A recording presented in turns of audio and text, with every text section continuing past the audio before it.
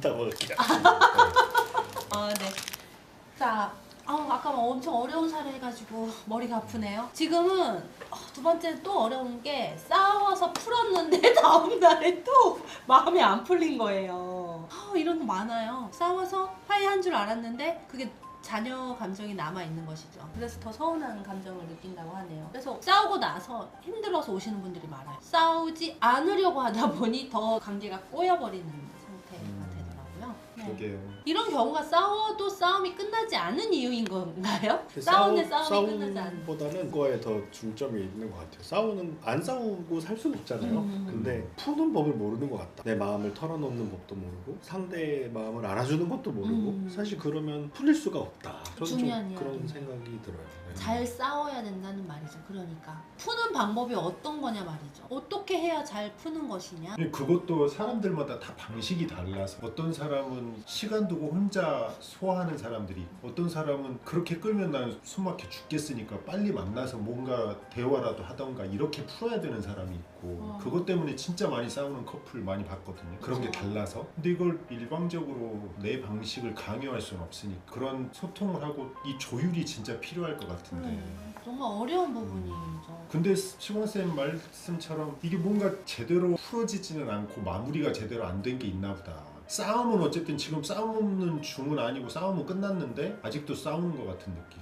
싸움은 끝났는데 사과를 했는데 풀리지가 않는 상태인 것이죠. 사과를 한 사람은 이걸 받아준 거야? 안 받아준 거야고 사과를 받은 사람은 안 받은 것이 받은 게 아닌 것이죠. 이게 그러니까 상당히 어려운 부분이에요. 네.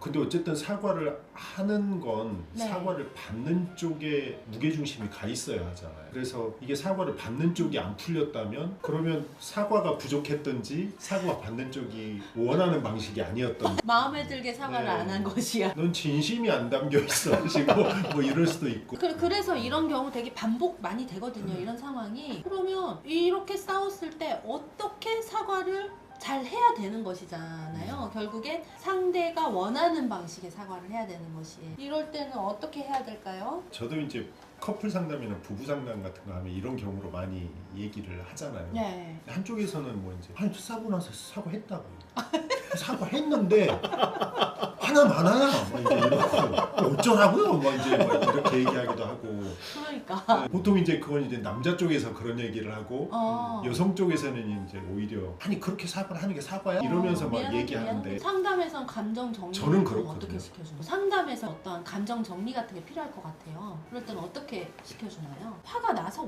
오나요? 그때까지도? 화가 나니까 오죠. 화가 안 나고 다 풀어져 있으면 상담이 안 오죠. 그러면 어떻게 풀어주세요? 나 싸웠는데 나 사실 안 풀렸는데 나한테 미안하다고 했거든요. 근데 난 그거 미안하다고 안 느껴져요. 이런 상황이잖아요. 그럼 저 같은 경우는 네. 다시 한번 해보라고 해요. 어떤 상황이었는지 다시 한번 해보시라 라고 하고 그리고 그걸 저도 옆에서 같이 보기도 하죠. 어떻게 사과했는지.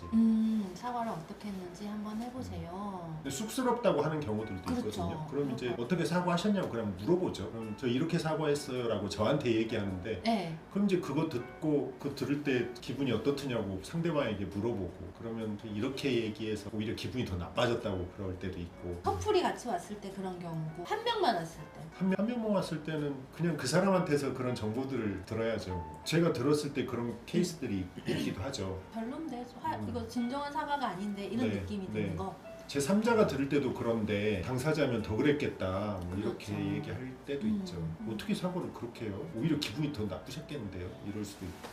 되게 중요한 부분인 것 같아요. 결국에는 싸워서 화해를 했는데 다 싸운 것 같지 않다라고 느끼는 건 내가 기분이 나빠진 상태에서 사과를 온전히 다 못 받았거나 혹은 상대가 내가 사과를 했는데도 그 상대가 그 사과를 온전히 받지 못한 상태일 때 이 싸움은 끝나지 않은 그런 좀 잔여감 있는 상태일 것이다 라는 생각이 드네요. 어쨌든 그래도 사과를 받을 때 네. 받는 사람이 원하는 방식으로 원하는 만큼 해야 된다고 저는 얘기하는 것 같아요. 그래서 그렇지. 한 번으로 안 될 수도 있다.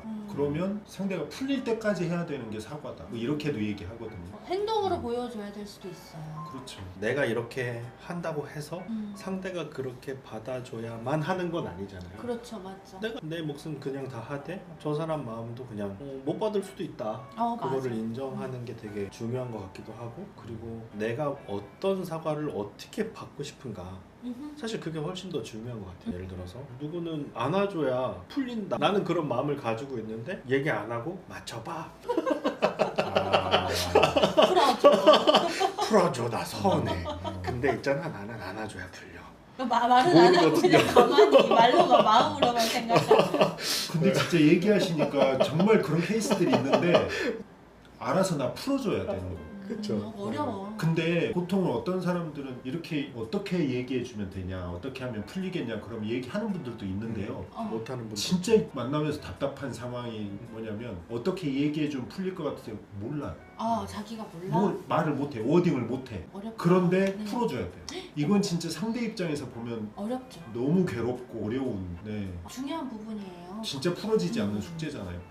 또 내가 화가 난 상황이든 상대가 화가 난 상황이든 무엇 때문에 내 기분이 상했는지, 당신 기분은 무엇 때문에 상했는지를 알아야 할 필요가 있네요. 그걸 알아야 진정하게 소통이 네. 가능하겠다. 그리고 싸우고 나서도 무엇 때문에 내가 화가 났으니 이거를 좀 고쳐줬으면 좋겠어. 그리고 고쳐줘 라고 말할 수 있어야 되네요. 그래서 시광쌤 말씀하신 대로 내가 뭘 필요로 하는지, 그렇죠. 진짜로 내 마음이 풀리려면 나에게 뭐가 있어야 되는지, 뭘 나에게 줘야 되는지, 혹은 해야 되는지, 이런 걸 아는 게 필요한 거예요. 그리고 그걸 알려주는 것도 필요하다. 왜냐하면 상대는 본인이 아니기 때문에 몰라. 다른 방식일 수도 있고 모를 맞아. 수도 있어. 노력은 하지만 모르는 거예요. 그러니까 알려주고 알아야 된다.